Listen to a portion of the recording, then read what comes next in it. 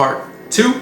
All right, so getting right into it. Does the Bible contain medical information unknown in ancient times that would support divine authorship? Genesis 17:12, God told Abraham to circumcise male children on the 8th day.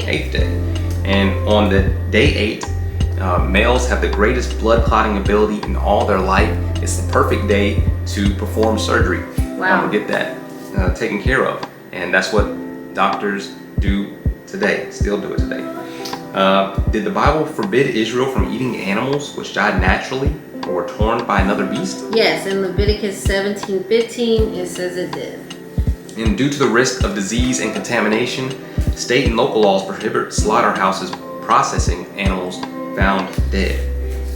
So the Bible knew that before time. Did the Bible command Israel to bury their human waste? Yes. The Black Plague resulted from improper disposal of human waste, and 13 million people died because of that. But the Bible knew that beforehand. Where is the life of flesh found according to the Bible? In Leviticus 17:11 it says in the blood. That's true, we know that. So in George Washington, when he became ill, doctors actually drained his blood several times, and he died from blood loss. And this treatment was a common practice in I guess until the 20th century. So they were taking the life out of him. But now we know better. God allowed Israel to eat only animals that had a divided what? Hoof. And those who chewed? Cut. And that's found in Leviticus. So animals like pig were considered unclean, and now we know that pigs carry microscopic parasites that cause trichinosis in humans if the meat is not properly cooked. God allowed Israel to eat only aquatic life from seas and rivers that had fins and scales. Okay, so fins and scales were important. All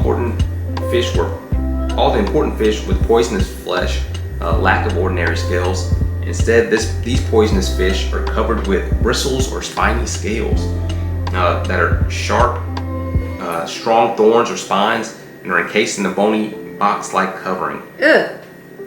So we want to stay away from those. God forbid eating reptiles. Name a few reptiles that were specific. They named the gecko, the monitor, chameleon.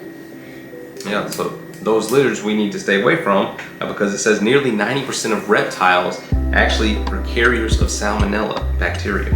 I just think it's cool because these are like scientific names we use for these specific species today. Like it's just facts on facts. Like yeah, and it was written back then, way back. Yeah.